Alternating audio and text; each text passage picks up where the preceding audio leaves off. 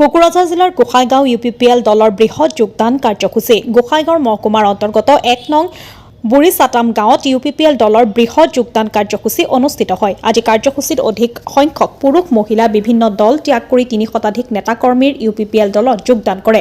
মুখ্য অতিথি অংশগ্ৰহণ কৰে BTRৰ কাৰ্যবাহী সদস্য উইলছন হাছদাই।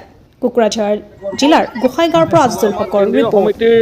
UPPL দলৰ কেন্দ্ৰীয় সমিতিৰ নিৰ্দেশ মৰ্মে আমাৰ বিভিন্ন ব্লক কমিটিৰ আণ্ডাৰত যি প্ৰাইমাৰী কমিটি আছে বা আমাৰ যি বুথ কমিটিবিলাক আছে, গোটেই প্ৰাইমাৰী পৰ্যায়ত আৰু বুথ পৰ্যায়ত আমাৰ মিটিং কৰিবলৈ এটা নিৰ্দেশ দিয়া হৈছে, যাতে আমি ৰাইজৰ লগত সঘনে যোগাযোগত যাতে থাকিব পাৰোঁ, তেখেতসকলৰ লগত মত বিনিময় কৰিব পাৰোঁ, চৰকাৰৰ কি চলি আছে কি চলা নাই গোটেই আপডেট যাতে দিব পাৰোঁ, আৰু লগতে তেখেতসকলৰ কাৰণে যি সুবিধা আৰু লগতে বিশেষকৈ তেখেতসকলৰ কাৰণে কি চৰকাৰে চিন্তা কৰি আছে গোটেইখিনি কথা যাতে তেখেতসকলক আমি অৱগত কৰাব পাৰোঁ, আৰু তাৰ লগে ইহঁতৰ যি ওজৰ আপত্তি আছে, লোকাল যিটো ইছ্যু আছে, প্ৰব্লেম সমস্যাবিলাক আছে, সেইবিলাকৰ জানিবলৈ আমাক এটা নিৰ্দেশ দিছে, যাতে আমাৰ চৰকাৰ 4 বছৰ সম্পূৰ্ণ হ'ল, এতিয়া যি বাকী সময় আছে সেই সময়ত যাতে যিটো প্ৰায়ৰিটি সব কাম যদি আমি কৰিব নোৱাৰিলে যিটো প্ৰায়ৰিটি খুবেই দৰকাৰ বিশেষ, আৰু যিটো আমাৰ হাতত আমাৰ আওতাত আছে, আমাৰ কেপাচিটিত আছে, সেইবিলাক কাম যাতে আমি অতি শীঘ্ৰে কৰি দিব পাৰোঁ। তো তেনেকুৱা আমাৰ কাৰ্যসূচী চলি আছে। তাৰ লগত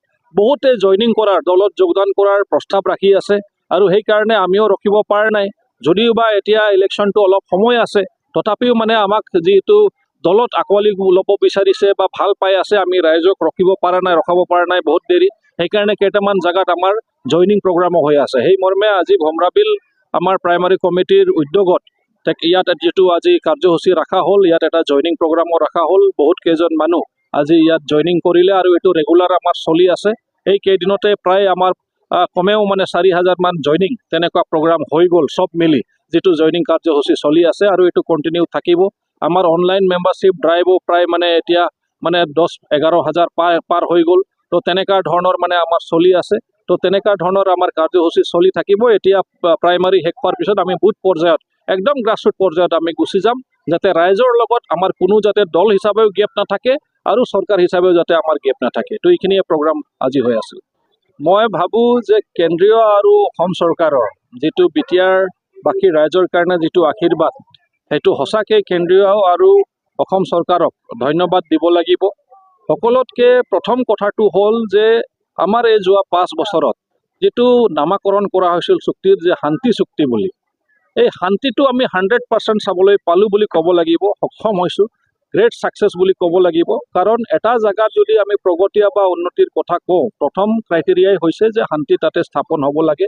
আজি শান্তি স্থাপন হৈছে, এতিয়া প্ৰগতি উন্নতিৰ কাম আৰম্ভ হৈছে, আৰু যিটো BTR শান্তি চুক্তিৰ যিটো দফা, সেইটো ৰূপায়ণৰ ক্ষেত্ৰত এটাকৈ গোটেইখিনি ৰূপায়ণ কৰা হৈ আছে। কেইটামান আমাৰ অলৰেডি প্ৰচেছিং হৈ আছে, কেইটামান এডমিনিষ্ট্ৰেটিভ এপ্ৰুভেল হৈ গ'ল, কেইটামান অলৰেডি কাম চলি আছে, আৰু কেইটামান যিটো বাকী আছে সেইটো টেকনিকেল কেইটামান প্ৰব্লেম আছিল, টেকনিকেলিটিজ কেইটামান ইছ্যু আছিল, সেই ইছ্যুবিলাকো ৰিজল্ভ হ'বলৈ গৈ আছে অতি শীঘ্ৰে।